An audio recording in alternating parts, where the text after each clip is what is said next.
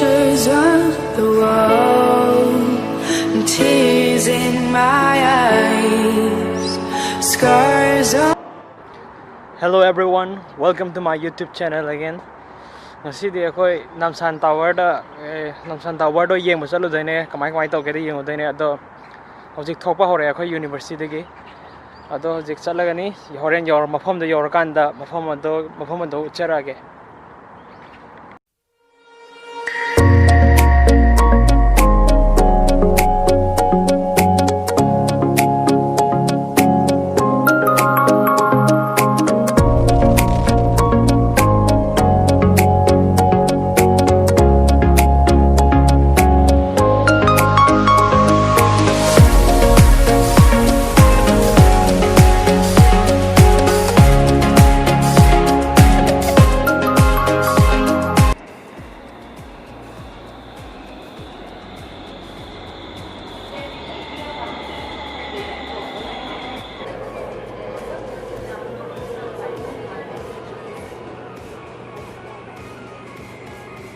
I hojik chongru haiba station se yaure moi hojik ki Namsan Tower se manak nakpa station ne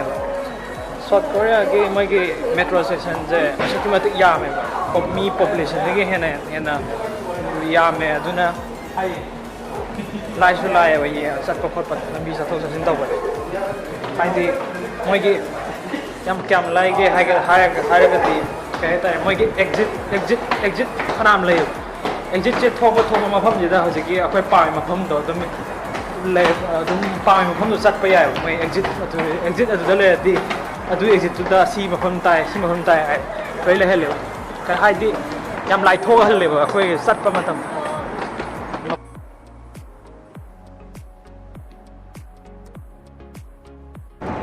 koi hojik Namsan Tower gi chan na gi da makta hojiki metro station dagi lai adu bus tonge si bus ina drop ta rom ta dai ne si bus e yo phom da Namsan Tower ta ne hojik Namsan Tower e yo ga phom da yo ga uchana age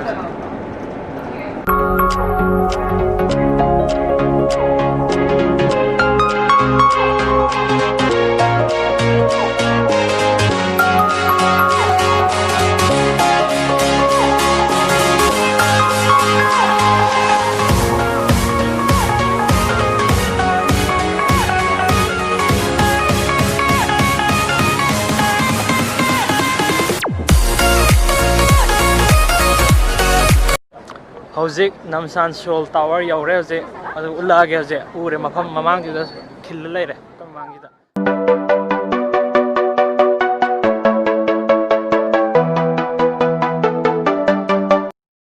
moi sigi tower se yeng no gi damak ta khoi hojik ching mas ka daino khara ngam me si kar matung da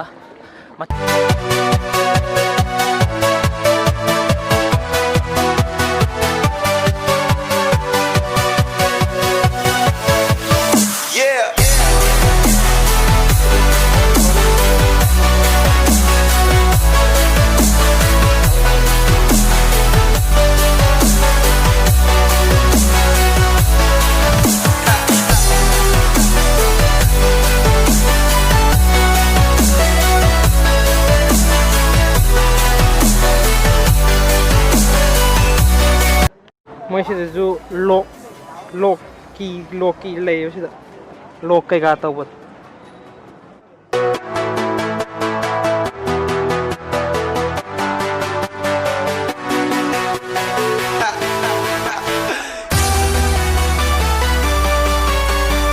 hojik Namsan Tower mathak ka na ba khoi sem sare hojik changai manung da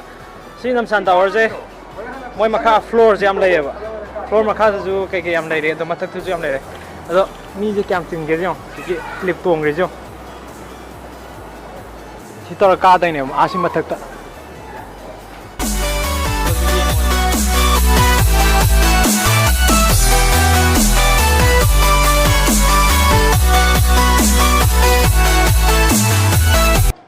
hojik mathak ki observatory view mathak Seoul gi view je yeng na moi da mak ta khoi hojik ticket ka pala ine hojik ticket ka mathak khoi to asi matun je da ka dai ne ga yeng dai ne view je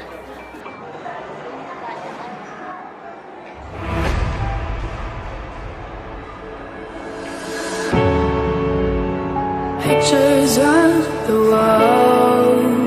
and tears in my eyes, scars on my heart. There's such a pain inside. Time is ticking slow, the days are passing by. Our life is turning blue without you by my side. A blurry memory I keep in mind alive. Sometimes I think of you, but that's just wasting time. So yam lay re, lok yam tau re. Apa lok tau ba yagani sida.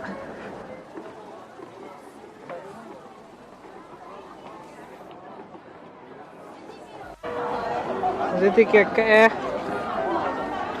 dan ada koi maka the floor maka kumaga kantor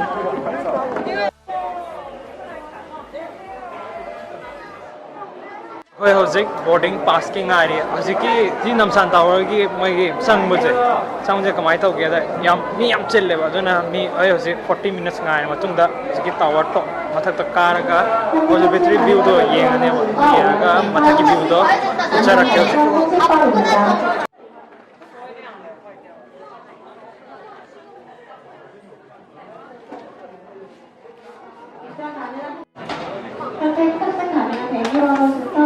bây giờ chỉ có tới cái tower 5F rồi cái view lấy của đấy này khơi cái gì yêu đấy sang bên kia nông sang yêu gì yêu rồi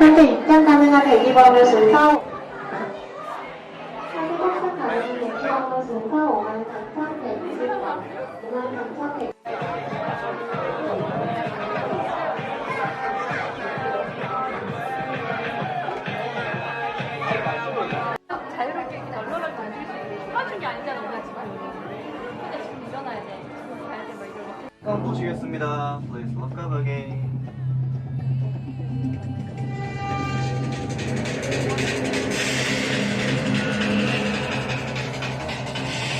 có ngon gì rất là dễ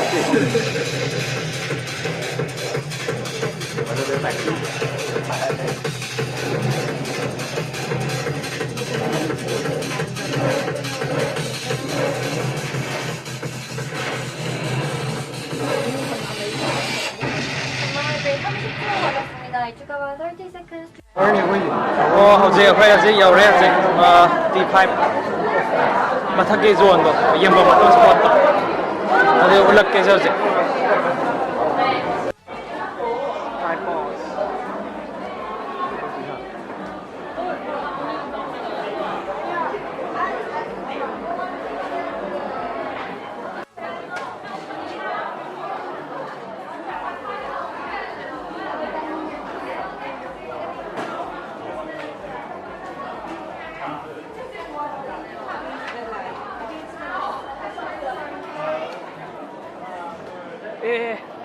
Kaya pa sabi rin yung dajaro sa.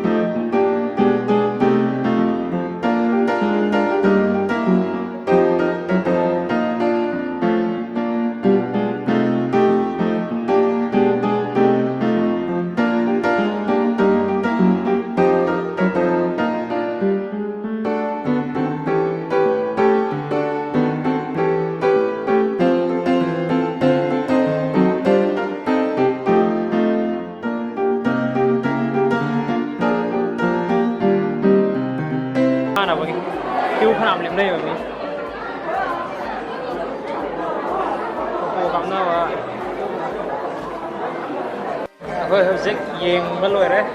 มาทักกิบวิวเจ๊ไปฉันมาถึงในยิงมาเลยเลยอะตัวเจ๊มาข้าม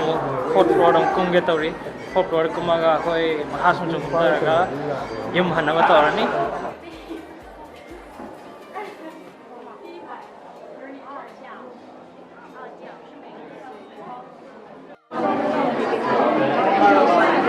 Hojik loi ram dai gi mi ngai ta re hanna bagi closing time moi re ba pung ja aduna mayam de tiu le nai ja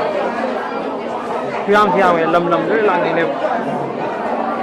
Namsan Tower yeng ba loi re ado aho hojik loi ba mi chik chik kanam lai tre hojik pa hanna re je pung je 12 minute kya na ta ja 12 minute taras manga chat le hojik kan video se mayam na pam na watho ga di like to video share to video comment to video mayam na nusibu na yeng bi bi da makta adu gi matik thagat chari mayam bu ado video sing asi gi dim mata se lo sen jarage 감사합니다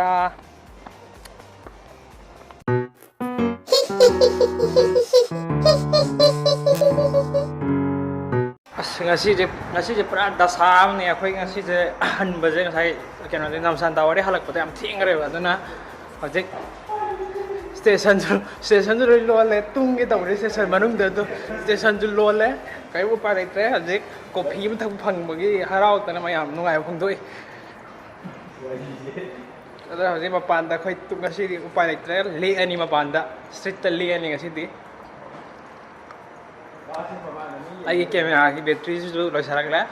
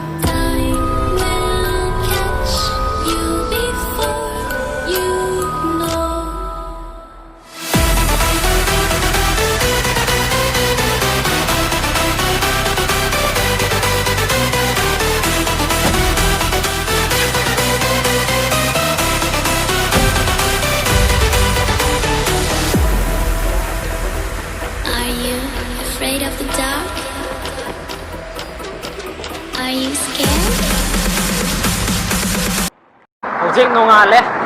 akhoi sai ahing nei ngai rak patana hojik nongale hojik nongale Namsan Tower asile to se pictures